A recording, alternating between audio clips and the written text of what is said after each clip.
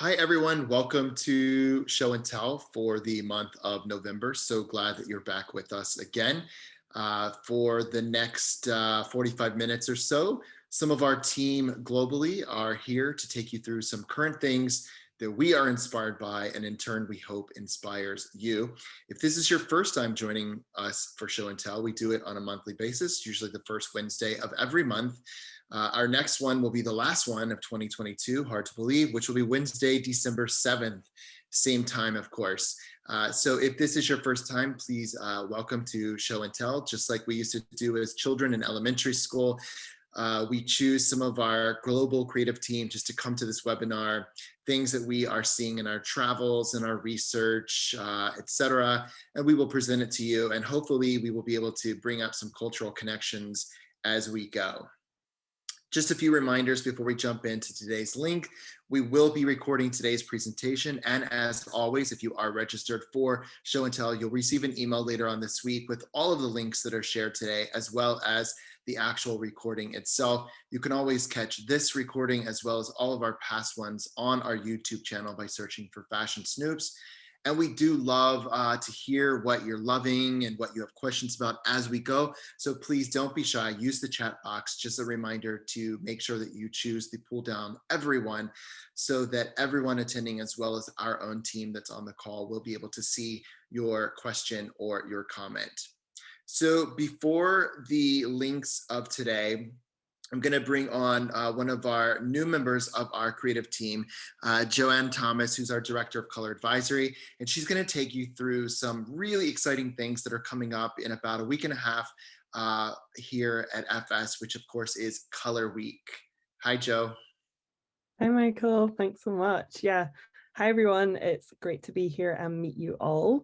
So yeah, as Michael said, I just wanted to hop on and let you know that next week is FS Color Week. So this is going to be my first Color Week, and I'm really excited for it personally. So we first launched Color Week in May this year, and it's really a chance for our clients to join us on various webinars throughout the week to really deep dive into the season's colors.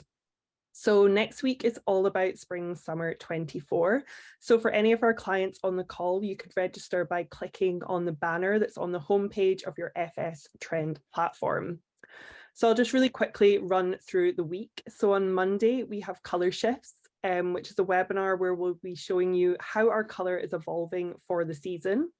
Then on Tuesday, we'll be taking you through our sentiment colors, where we'll explore the cultural drivers behind these cross-market must-have colors.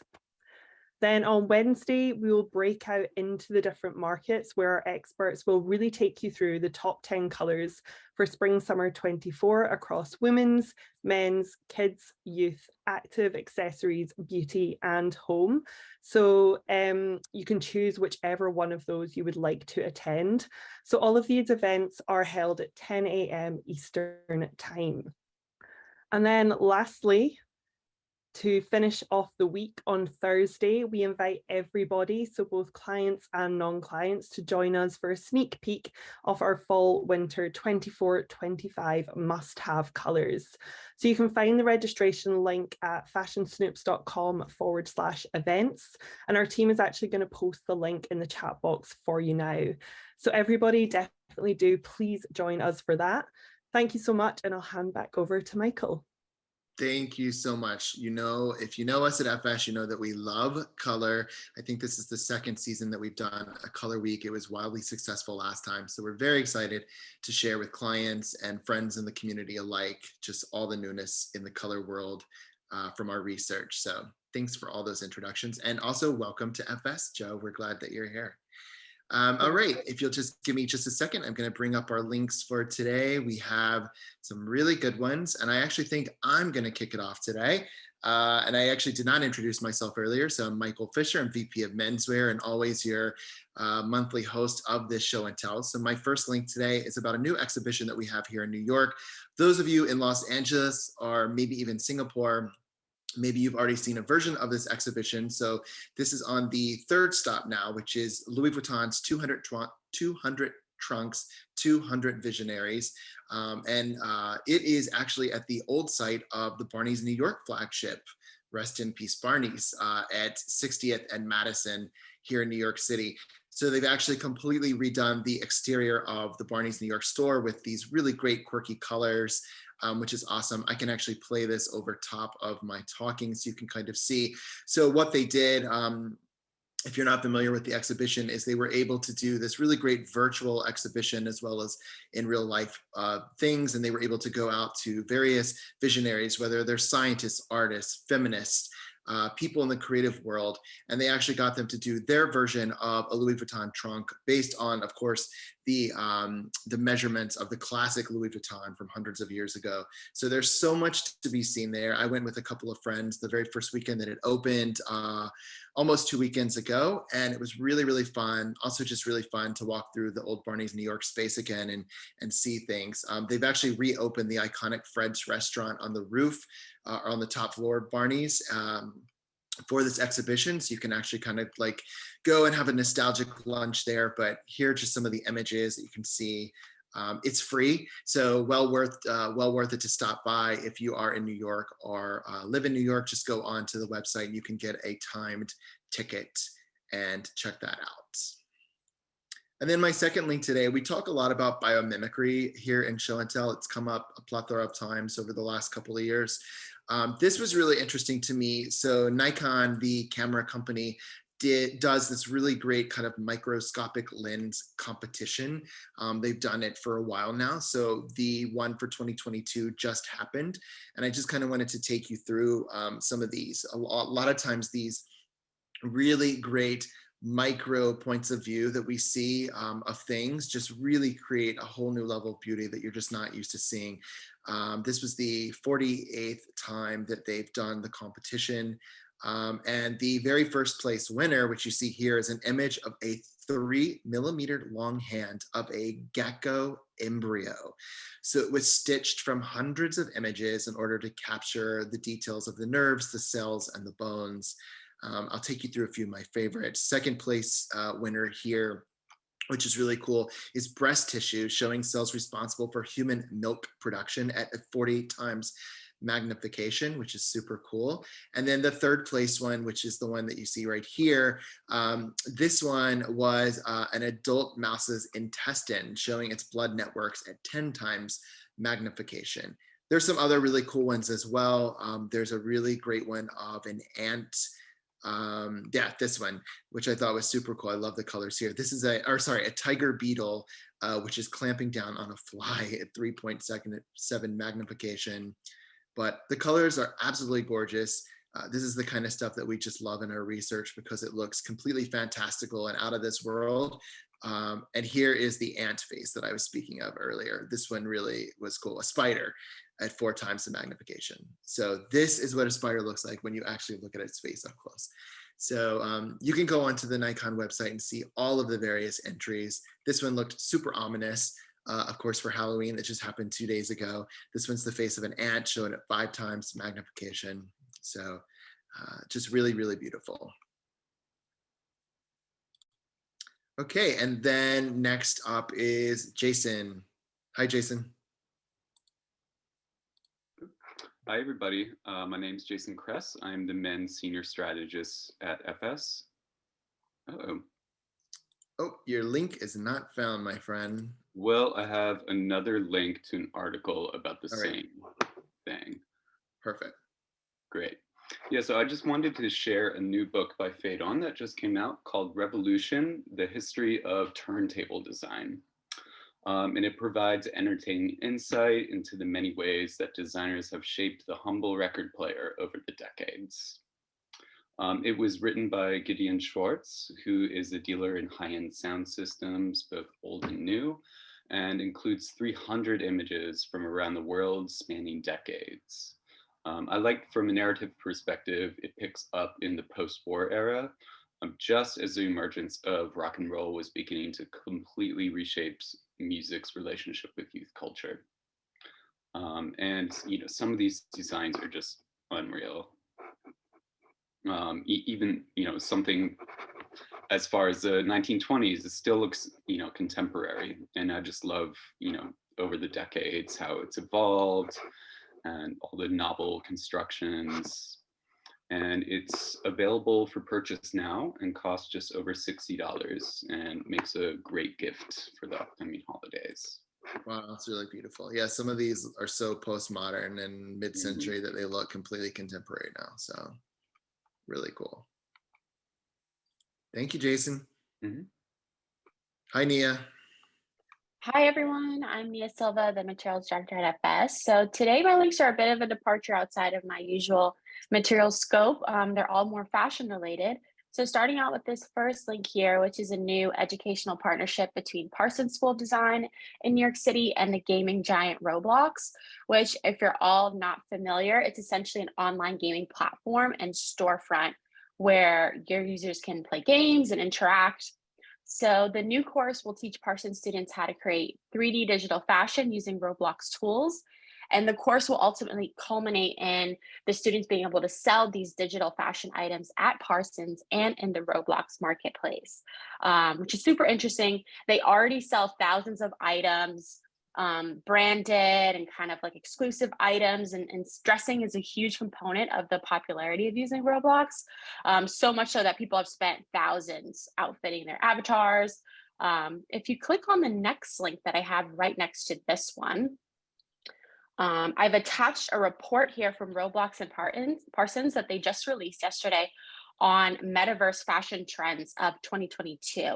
And in the report, they highlight some market research they conducted. Some really interesting figures that they highlighted included in 2022 alone, there's more than 11 million creators designing over 62 million virtual clothing and accessory items on Roblox. So in that context, they say that there are at least 200 times as many creators designing virtually than there are designers creating physical items in the US, which I thought was really, really mind-blowing. They also call out self-expression and inclusivity in digital fashion and how that's essential for Gen Z. 47% of Gen Z expressed that they love using an avatar because it allowed them to express their individuality, and 43% said it made them feel a lot better about themselves. But there's a lot more stats to dig through, so I urge you all to download the report. At the end, there's like a download link. I think they also even had a webinar today, earlier this morning, so there might be a recording posted for that. But just really, really interesting report that Roblox put out in collaboration with Parsons.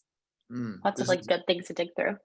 Yeah, it's good intel to have. I think that a lot of people are super skeptical of the influence and think that maybe it's been gimmicky up to this point, but there's no denying kind of the staying power of it. I mean, Burberry and Ralph Lauren both have just come out with Fortnite partnerships just in the last like 24 hours. I think they both reinvented their logos on social media specifically for the launch. So these are all really big names. They're investing a lot of money into this. So certainly it's hard to understand how it can be so influential, especially if maybe you're not in the target demographic, but it is important. Definitely. It's so interesting because I feel like it was such a niche kind of emerging industry, but now it's everywhere with NFTs and activation. So definitely something we continue to track. So check that out if you can. I can explain a bit before you click on the second link I have. And my second link today is from the French brand Copernic. And they've made such a big impact in the last few seasons, from their blown glass bags, which went viral all over the internet. Of course, their recent runway demonstration where they sprayed on Fabricant over Bella Hadid.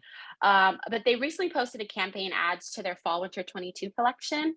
And the campaign is called Coming of Age, and it's so cute. Not the first time seeing babies in ads, but considering how cute, their little bags and accessories styling is, I just love the pairing. So you can click on that video and it'll just jump right in.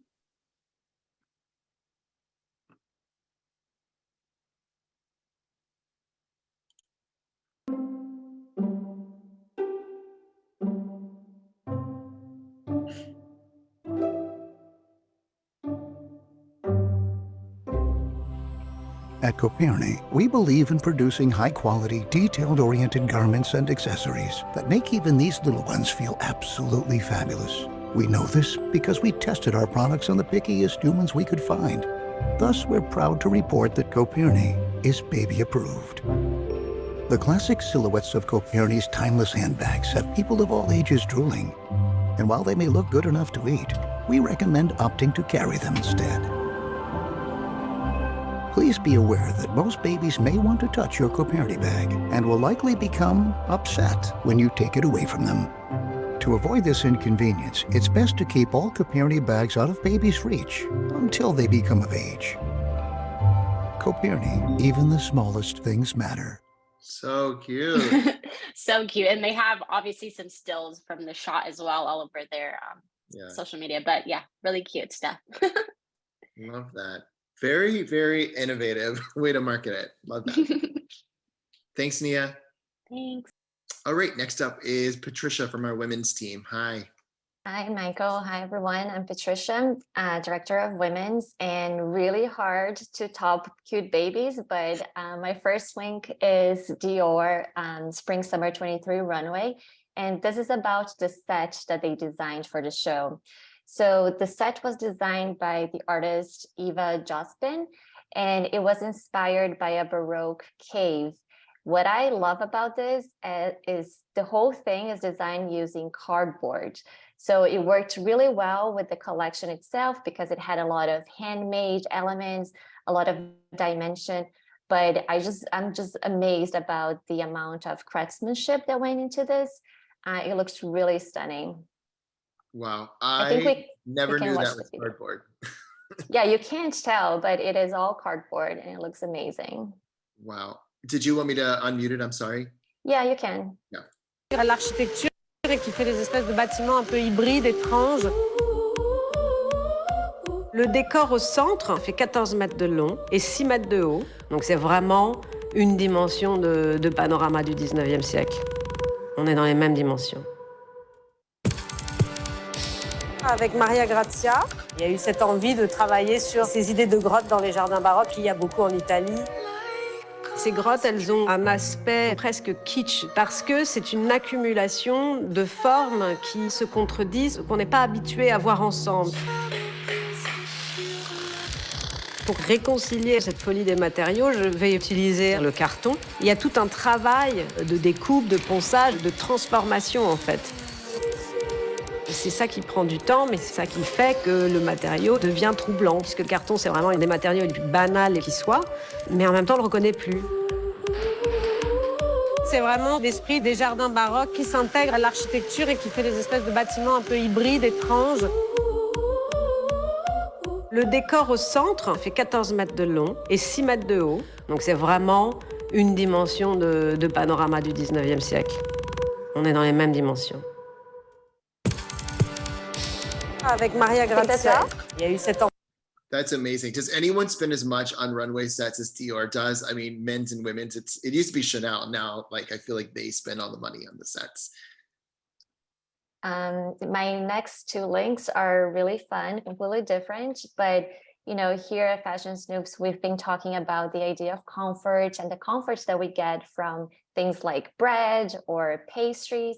So I wanted to bring this new bakery that just opened here in New York, and they position themselves as a gallery of confections. I love the way that they're displaying their pastries here. I feel like we've been seeing so many retailtainment happening, a lot of retail being revamped with new experiences. For example, Jacquemus, one of my favorites. But I just love the idea of really reinventing spaces, and in this case, for pastry. There's another link that you can click. It's a video. And unfortunately not vegan.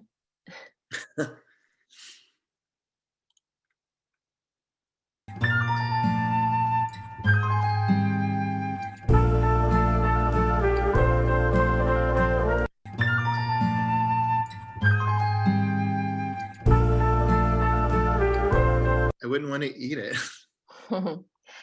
So that led me to a whole thing about researching if there were other places like that.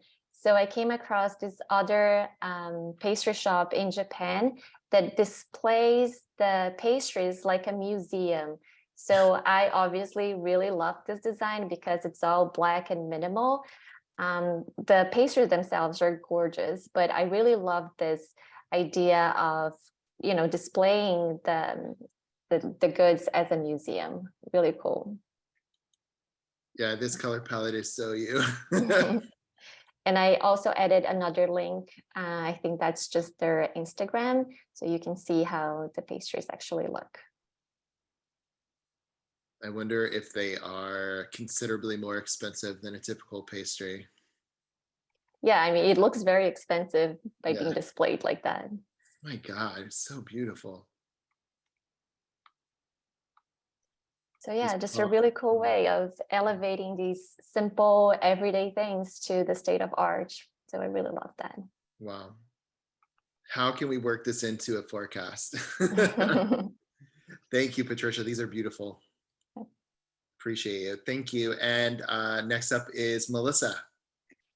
Hi, everyone. I'm Melissa Moylan, VP of Women's at FS, and I'm bringing it back to fashion and retail specifically for my first one. I thought this was interesting. So it's an article. There's not too much exciting to look for, but I thought it was interesting that Shein is launching or has launched a resale platform, and it's a peer-to-peer model that's called Shein Exchange. It's available to customers that are in the US for now. It was actually really difficult to find. I, saw the press release, I saw this article. If you're on the app, you have to go into like your profile where it says me, and then there's an option for Shein Exchange. I think it was probably difficult for me to find because I haven't bought anything from Shein. Their goal with this is to make resale easy and convenient. They also made mention of the cultural movement of circularity and kind of igniting that within the Shein community.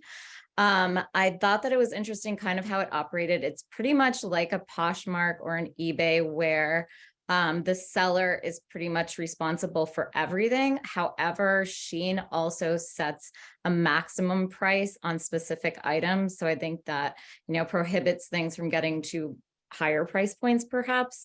The sellers on this platform then pay Shein 5% of whatever they're making from it. And the other thing that I thought was clever of how they did it is that I'm guessing that a lot of people that buy Shein are doing so on the app. So what it does is that it aggravates all of the previous purchases that a consumer had made from Shein. And then the app populates based on that, on what people are reselling.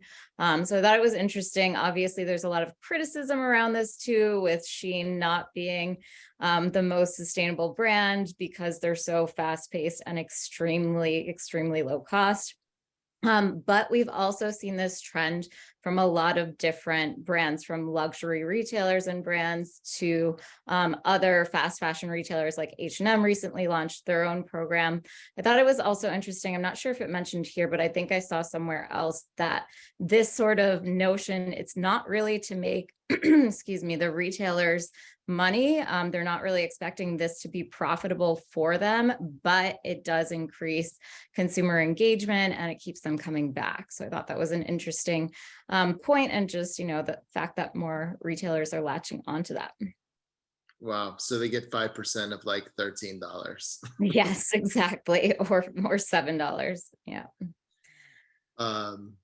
Interesting. Yes.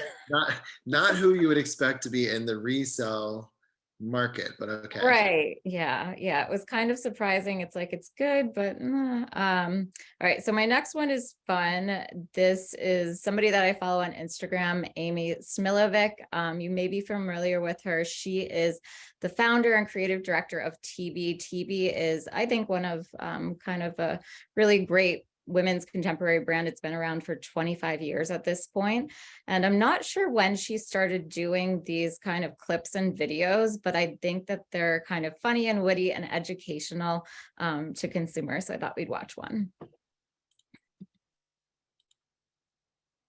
Skin sandwiches are one of the most hotly debated items in my Instagram feed. So we're going to debate it here, and I'm going to give some more clarification on when you've got a sandwich and when you don't, okay?